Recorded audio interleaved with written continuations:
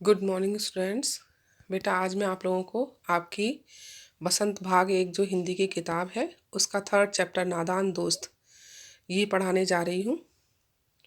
ये कहानी जो है मुंशी प्रेमचंद ने लिखी है। दो बच्चे छोटे बच्चों भाई बहन जो है उनके ऊपर लिखी है नादान दोस्त।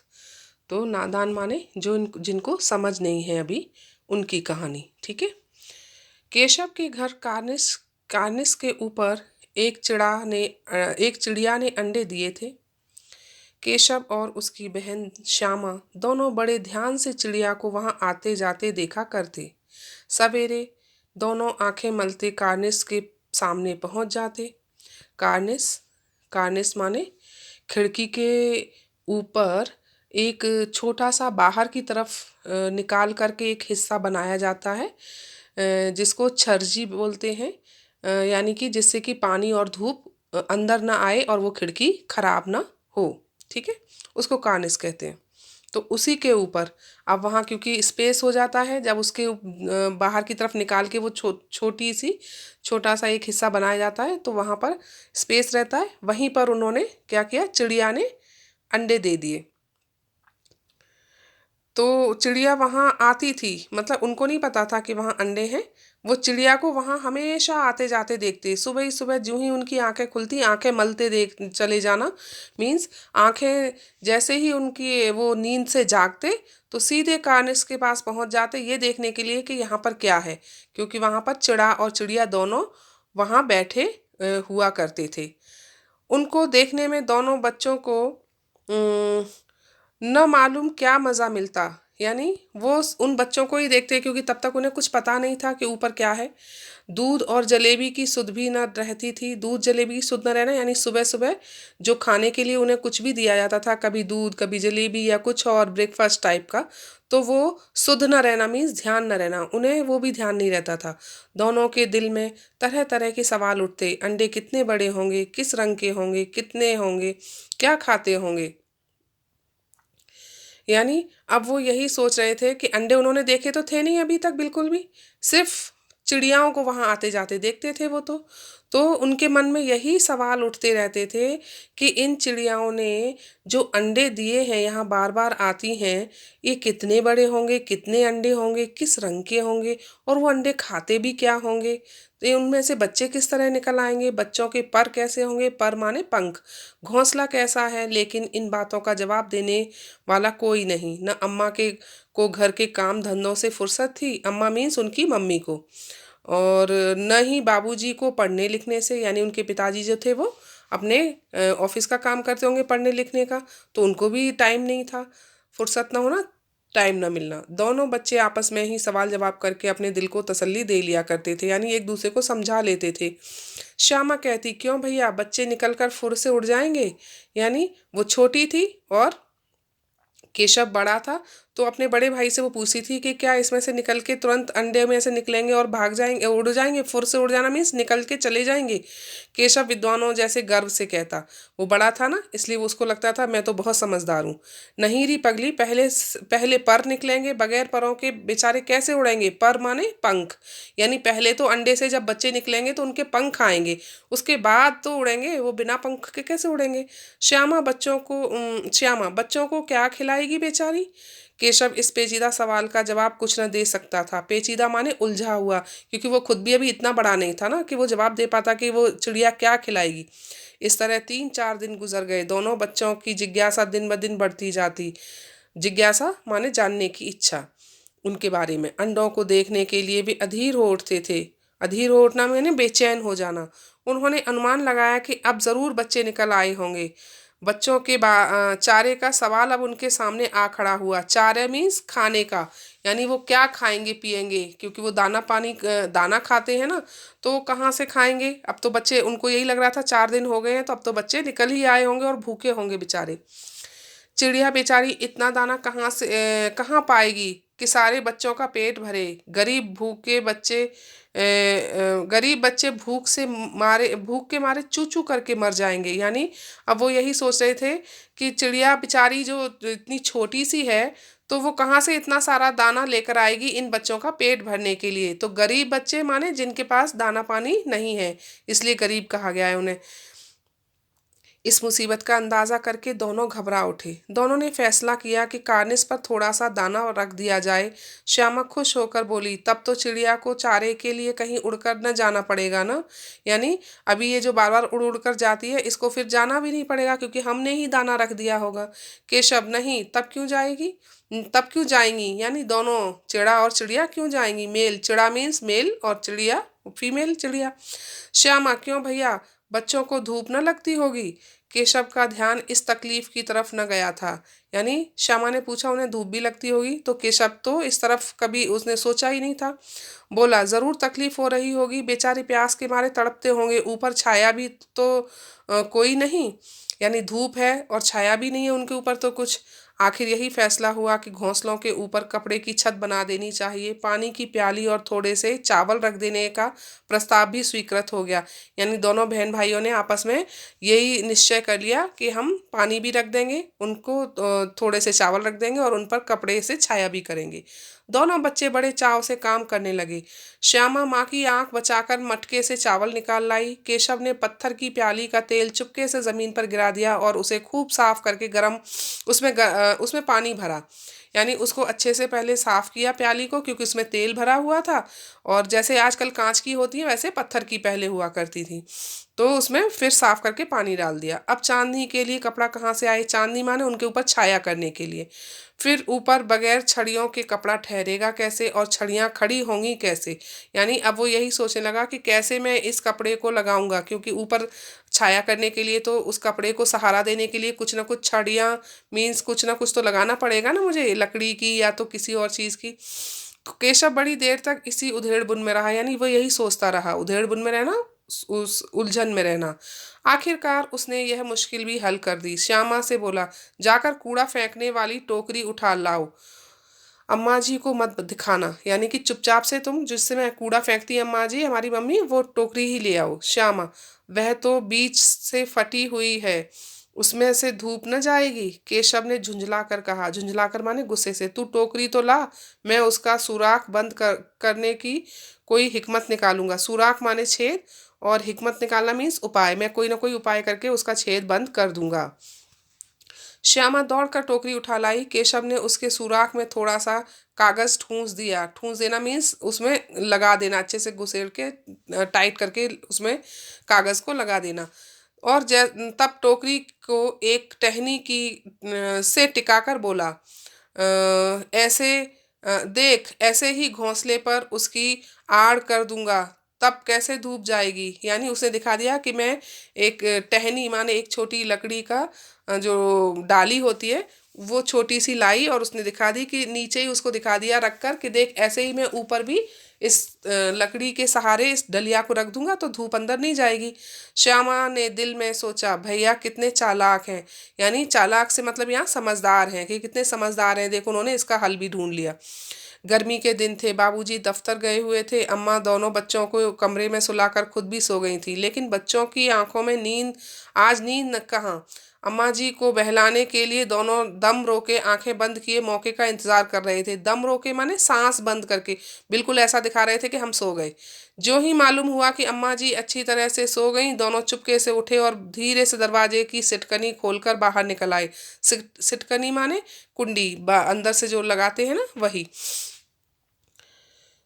अंडों की हिफाजत की तैयारियां होने लगी। केशव कमरे से एक स्टूल उठा लाया, लेकिन जब उससे काम न चला तो नहाने की चौकी लाकर स्टूल के नीचे रखी और डरते डरते स्टूल पर चढ़ा। यानी जो नहाने के लिए इस बाथरूम में चौकी रखते हैं वो थोड़ी चौड़ी होती है, तो वो ला के नीचे रखी और उसके ऊपर स्टूल रखा, क्योंकि वो खुद भी छोटा था ना, वहां तक पहुंच नहीं रहा था।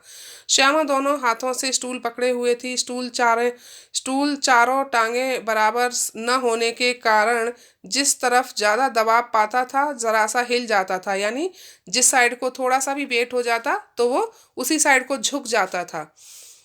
उस वक्त केशव को कितनी तकलीफ उठानी पड़ती थी। तकलीफ उठाना मीन्स डर जाना, वो बहुत डर जाता था, तो बड़ा ही ये हो जाता था चिंतित। यह उसी का दिल जानता था दोनों हाथों से कार्निस पकड़ लेता और श्यामा को दबी आवाज में डांटता, अच्छी तरह पकड़। यानी डर के मारे वो कार्निस ही पकड़ लेता कि कहीं अगर स्टूल इधर उधर हिल गया तो मैं उसी को पकड़ के लटक जाऊंगा। और फिर धीरे से श्यामा को डांटता कि कहीं मम्मी भी ना सुन लें, वरना वो कहता अच्छे से पकड़ वरना बहुत मारूंगा, उतर कर बहुत मारूंगा। मगर बेचारी श्यामा का दिल तो ऊपर कानिस पर था। बार बार उसका ध्यान उधर चला जाता और हाथ ढीले पड़ जाते। यानी वो उसकी पकड़ ढीली हो जाती थी, मजबूत नहीं रहती थी, उसका ध्यान भी ऊपर चला जाता कि भैया क्या कर रहे हैं। केशव ने ज्यों ही कानिस पर हाथ रखा, दोनों चिड़ियां उड़ गईं। केशव ने देखा कानिस पर थोड़े तिनके बिछे हुए हैं और उन पर 3 अंडे पड़े हैं। जैसे घोंसले उसने पेड़ों पर देखे थे वैसा कोई घोंसला नहीं है। श्यामा ने नीचे से पूछा, कै बच्चे हैं भैया? कै माने कितने? केशव, 3 अंडे हैं, अभी बच्चे नहीं निकले। श्यामा, जरा हमें दिखा दो भैया, कितने बड़े हैं? केशव, दिखा दूंगा, पहले जरा चिथड़े ले आ, नीचे बिछा दूं। चिथड़े माने फटे पुराने कपड़े, जिनको मैं नीचे बिछा दूं और उसे गुदगुदा बना दूं। बेचारे अंडे तिनकों पर पड़े हैं। यानी उसने देखा ना कि जो पेड़ पर अच्छे घोंसले होते थे वैसे तो यहाँ है ही नहीं, 4 6 10 तिनके हैं, बस उनके ऊपर अंडे पड़े हुए हैं।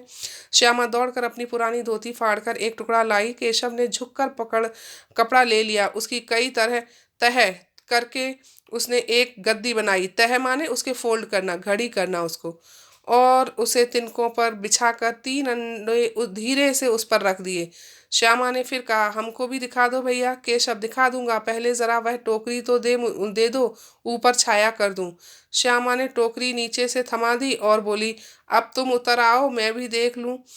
केशव ने टोकरी को एक टहनी से टिकाकर कहा, जा दाना और पानी की प्याली ले आ, मैं उतर आऊं तो तुझे दिखा दूंगा। यानी अभी मैं ऊपर हूं तो मुझे सारी चीजें दे, मैं रख देता हूं, फिर तू देखना। श्यामा प्याली और चावल भी लाई। केशव ने टोकरी के नीचे दोनों चीजें रख दी और आहिस्ता से उतर आया। श्यामा ने गिड़गिड़ा कर कहा, अब हमको भी चढ़ा दो भैया। यानी वो बहुत छोटी थी ना, वो खुद से चढ़ भी नहीं सकती थी, तो बड़े ही दया भाव से बोली कि मुझे भी तो चढ़ा दो। केशव, तू गिर पड़ेगी। श्यामा, न गिरूंगी भैया, तुम नीचे से पकड़े रहना।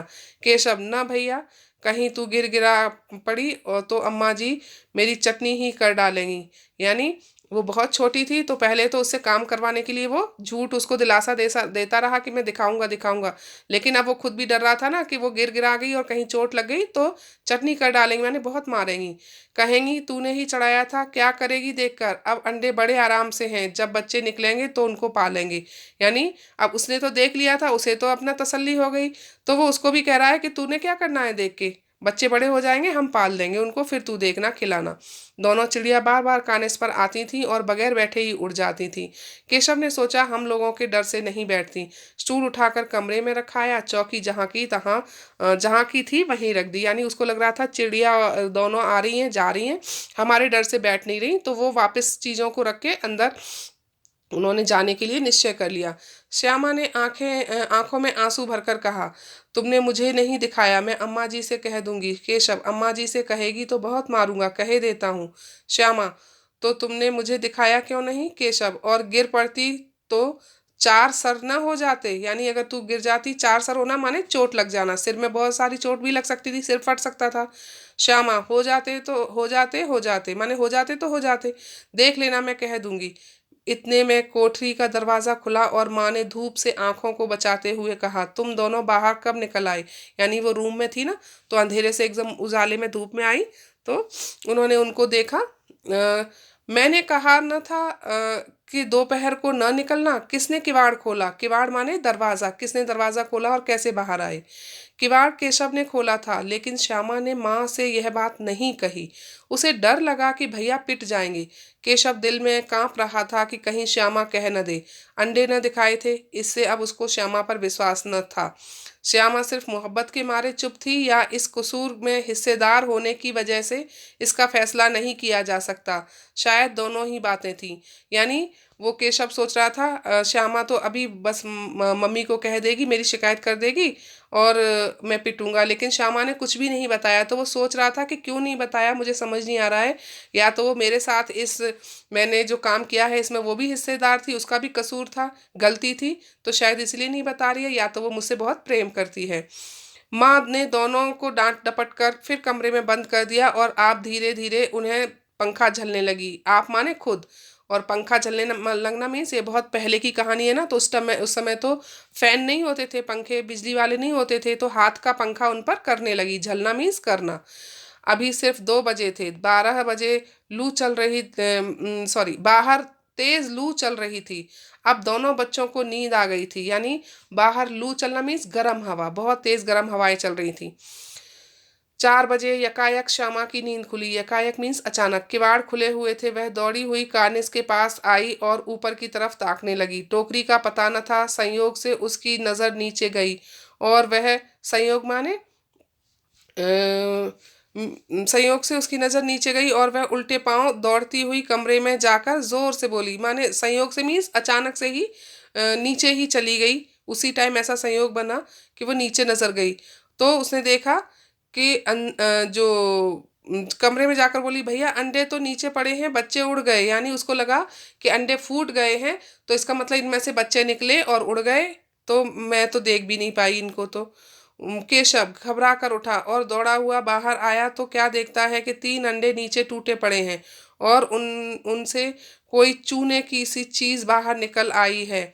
चूने जैसी, माने चूना मीन्स जो वाइट कलर का रहता है, जिससे हम घर को ये करते हैं, वाइट वॉश करते हैं, है ना, उसको चूना बोलते हैं। तो वाइट कलर का ही होता है।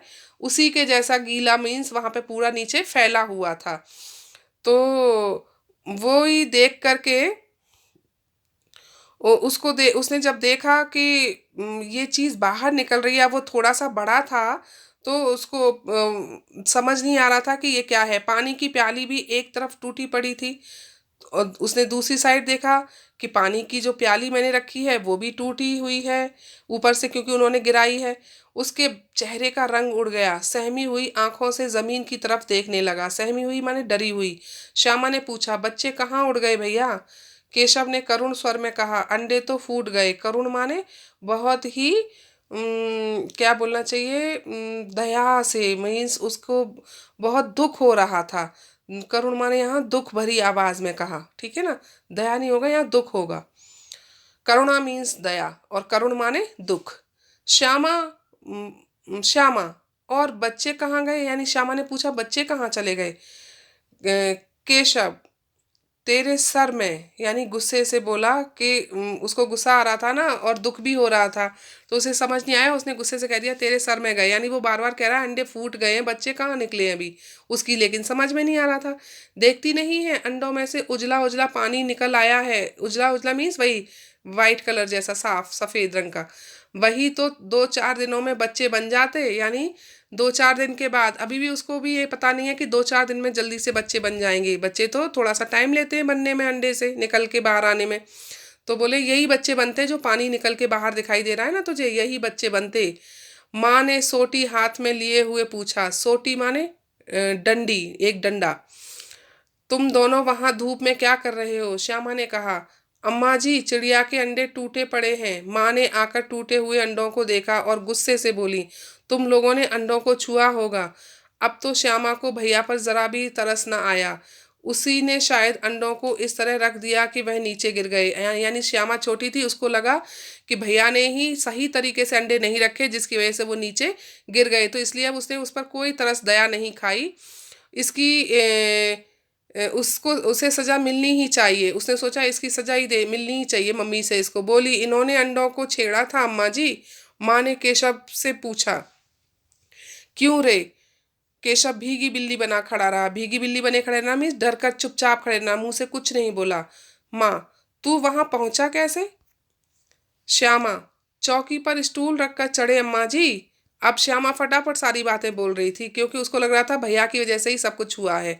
केशव, तू स्टूल थामे नहीं खड़ी थी? तो केशव ने भी कहा कि अगर मैं स्टूल पर चढ़ा था तो तुमने भी तो इसको पकड़ा था। श्यामा, तुम्ही ने तो कहा था। माँ, तू इतना बड़ा हुआ, तुझे अभी इतना भी नहीं मालूम कि छूने से चिड़िया के अंडे गंदे हो जाते हैं? चिड़िया उन्हें फिर उन्हें नहीं सेती। सेना मीन्स उनको गर्मी देना, उनके ऊपर बैठकर जो गर्मी देती है ना, वो उनको नहीं देती हैं। श्यामा ने डरते डरते पूछा, तो क्या चिड़िया ने अंडे गिरा दिए हैं अम्मा जी? माँ, और क्या करती? केशव के सिर इसका पाप पड़ेगा। यानी उनकी माँ ने बताया ना कि जब कोई इंसान उनको छू ले चिड़िया के अंडों को, तो वो उनको फिर बिल्कुल भी टच नहीं करते हैं, उनको सेते नहीं है, तो फिर वो बच्चे बनते कैसे, इसलिए उन्होंने खुद ही वो अंडे गिरा दिए हैं। तो अब ये पाप जो है वो केशव के ही सिर पर आएगा। हाय हाय, 3 जानें ले ली दुष्ट ने, यानी अब वो उसको डांट रही हैं कि इसने ही 3 जानें ले ली, माने तीनों को मार दिया। केशव रोनी सूरत बनाकर बोला, मैंने तो सिर्फ अंडों को गद्दी पर रख दिया था अम्मा जी, यानी मैंने तो उठाया और गद्दी पर रखा, मैंने तो उनके कुछ भी नहीं किया है। माँ को हंसी आ गई, मगर केशव को कई दिनों तक अपनी गलती पर अफसोस होता रहा। माँ को हंसी क्यों आ गई? क्योंकि उसको उसकी माँ को अपने बच्चे की नादानी समझ आ गई कि इसने तो उनकी हिफाजत करने की कोशिश की, तो इसी बात पर उन्हें हंसी आ गई कि इतना छोटा है, इसको अभी ये भी नहीं पता है कि मुझे उनको किसी चीज़ पे रखना नहीं चाहिए था। अंडों की हिफाजत करने के जोग में उसने उनका सत्यानाश कर डाला। इसे याद कर वह कभी कभी रो पड़ता था, यानी केशव खुद को माफ़ नहीं कर पा रहा था कि मैंने हिफाजत करने के चक्कर में, जोग में माने हिफाजत करने के चक्कर में उनको ख़त्म ही कर दिया, सत्यानाश कर डाला, यानी उन अंडों को नष्ट ही कर दिया। जब भी उसे ये चीज़ याद आती तो वो रोने लग जाता था। दोनों चिड़ियाँ यहाँ फिर न दिखाई दी, और वो जो चिड़ियाँ थीं दोनों, वो भी फिर कभी नहीं आईं, क्योंकि उनको मालूम चल गया कि मेरे बच्चे यहाँ पर सेफ नहीं हैं, सुरक्षित नहीं रहेंगे, बच्चे छोटे हैं और ये फिर से इनको ना कुछ छेड़ दें, तो वो दोबारा वहाँ आई ही नहीं।